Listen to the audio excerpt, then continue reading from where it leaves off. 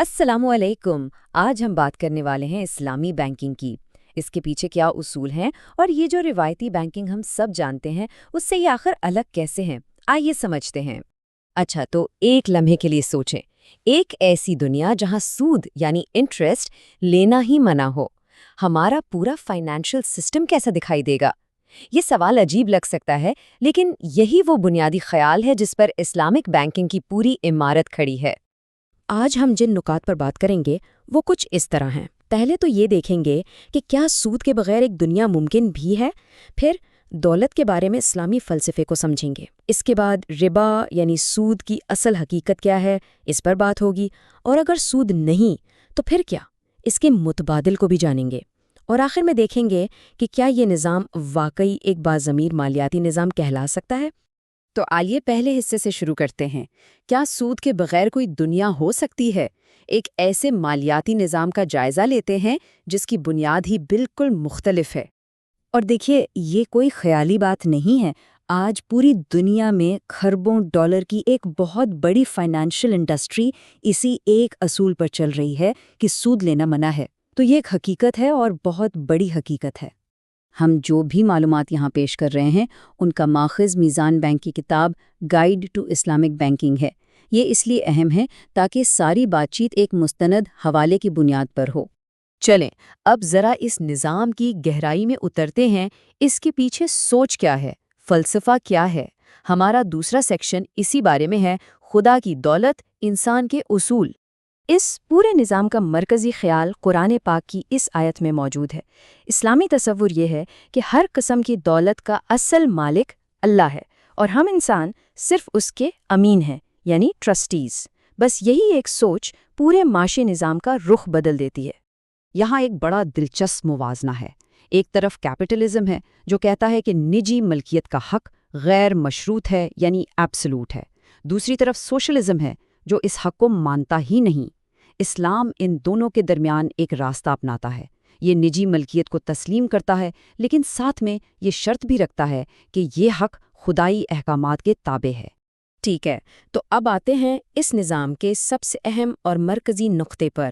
ہمارا تیسرا سیکشن، ربا کا مسئلہ۔ آخر اسلامی مالیات میں اس کی اتنی ممانعت کیوں ہے؟ تو یہ ربا ہے کیا؟ اس کی سب سے عام قسم ہے ربا النسیہ۔ اس کا مطلب بہت سیدھا سا ہے، کسی بھی قرض کے لین دین میں اصل رقم سے اوپر جو بھی اضافی معاوضہ لیا جائے وہ ربا ہے، یعنی آسان لفظوں میں جسے ہم آج کل سود یا انٹرسٹ کہتے ہیں۔ دلچسپ بات یہ ہے کہ یہ ممانعت ایک ہی بار میں نہیں آئی۔ قرآن پاک میں اسے مرحلہ وار حرام قرار دیا گیا۔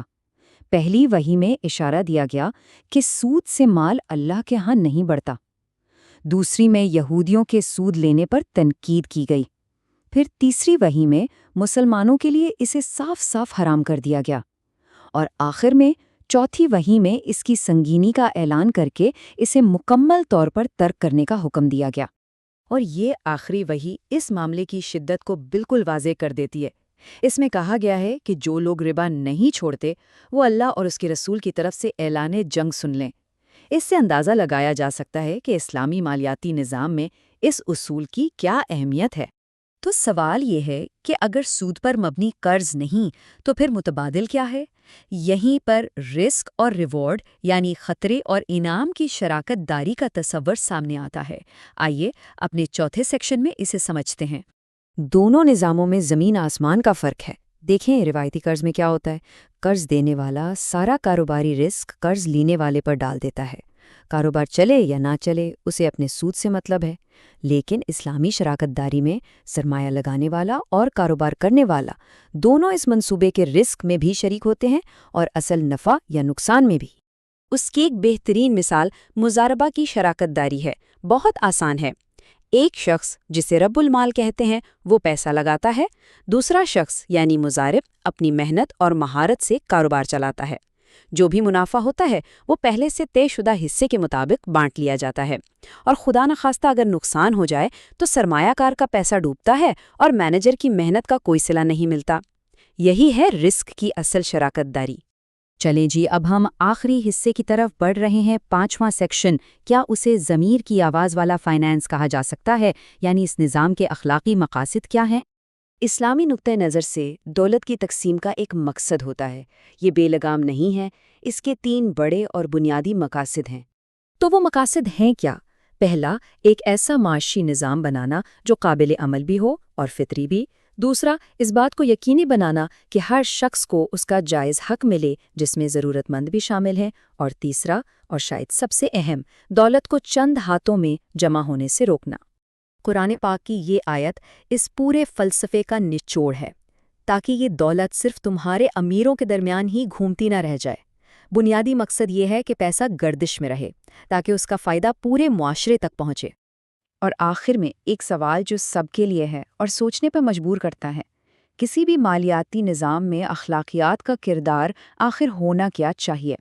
اسلامی بینکنگ اس سوال کا ایک ٹھوس جواب دینے کی کوشش کرتا ہے، ایک ایسا جواب جو صرف منافع پر نہیں بلکہ اصولوں پر مبنی ہے۔